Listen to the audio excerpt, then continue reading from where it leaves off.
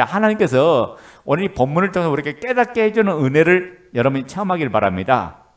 여기에 우리가 반드시 교회 공동체를 상경하는 데 있어서 하지 말아야 될 금기사항, 먼저는 세 가지를 먼저 말하겠습니다. 첫째 뭐냐? 오늘 민수기 16장 2절 한번 봐요. 2절. 첫 번째 이유가 여기 나와요.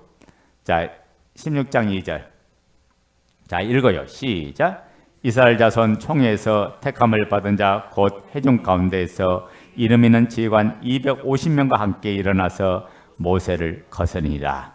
자, 오늘 성경 뭐냐면 모세를 거슬렸다고 이야기하잖아요. 이들이 나타나서 한마디로 모세를 지금 힘들게 만들고 모세를 괴롭게 만들었다 그 말이에요. 그런데 11절에 오늘 민수기 16장 11절 한번 보자고요. 읽어요. 이를 위하여 너와 너의 무리가 다 모여서 여호와를 거스르는도다. 아론이 어떤 사람에게 너희가 그를 원망하느냐. 그런데 지금 뭘 얘기합니까? 11절을 보면 너와 너의 무리가 다 모여서 누구를 거스린 거라?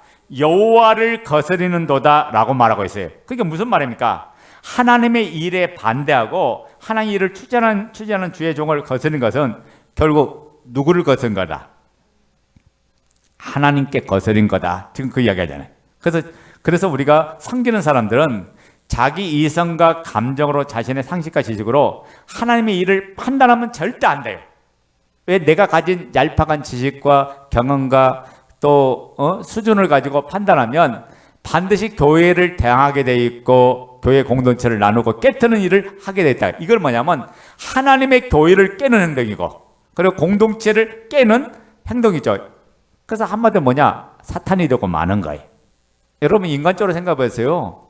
예수님께서 십자가에 달려서 죽으신다고 하니까 그런 일들을 있을 거다 하니까 베드로가 뭐라고 해요?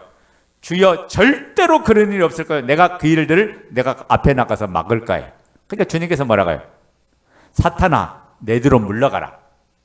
너는 하나님의 일을 생각하지 아니하고 사람의 일을 생각하는 너다. 베드로를 보고 뭐라고 했어요? 사탄이라고 했어요. 얼마나 기분 나쁘겠어요. 얼마나 인격적으로 마음이 상하게 했어요. 그런데 주님이 가차없이 베드로를 향해서 이 사탄아 라고 이야기했대요. 이렇게 한 이유가 뭘까요?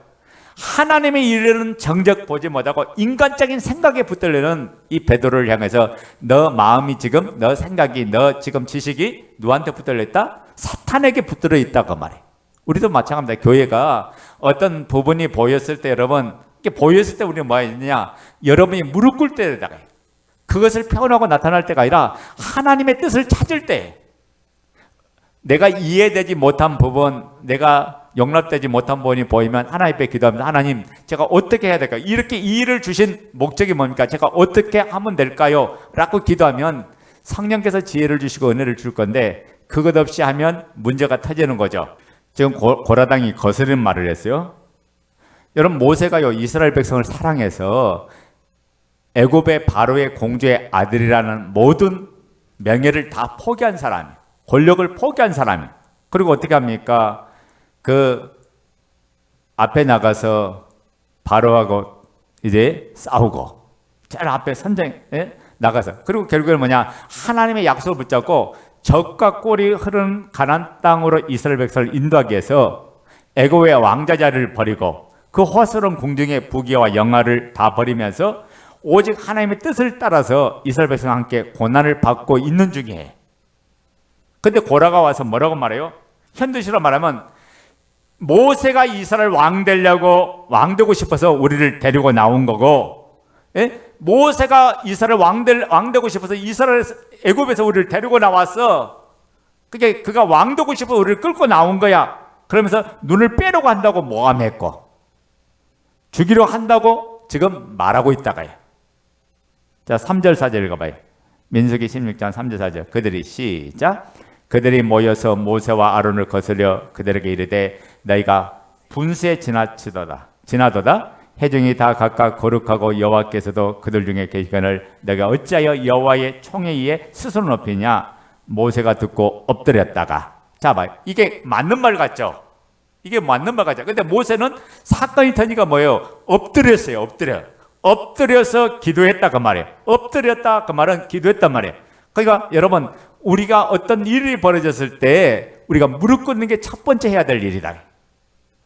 여러분 모세 입장에서 한번 봐요. 모세가 이 말을 듣고 얼마나 마음이 아플까. 이스라엘 백성이 모세의 마음을 알아줘요, 몰라줘요? 전혀 몰라주고 오히려 네가 왕 되려고 우리를 끌고 왔지, 우리의 눈을 지금 빼고 있지, 눈을 완전히 가리고 네가 다 해먹고 있지, 세상 말로 그거예요. 우리를 죽이려고 여기까지 끌고 왔지. 모세에게 던진 그 말 한마디 한마디가 모세의 가슴을 찔렀을 거예요.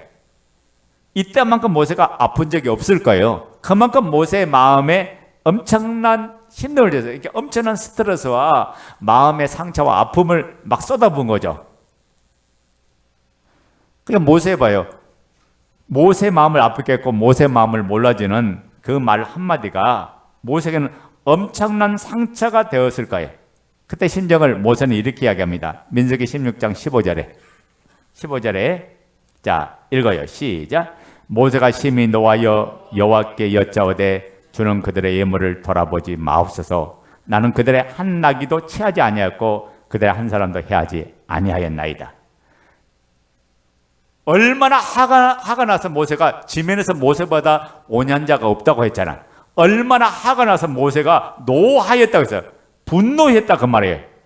더구나 모세는 민수기 12장절에 오냐면 온 지면에 있는 사람보다 승하다고 했잖아요.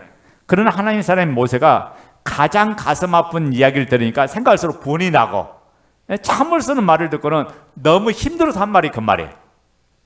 심히 너 여호와께 여짜되 주는 그들의 예물을 돌아. 하나님 저들 좀 보세요. 저들 하는 꼬라지 보세요. 행동 보세요. 그들 좀 받지 마세요 라고 이야기해요.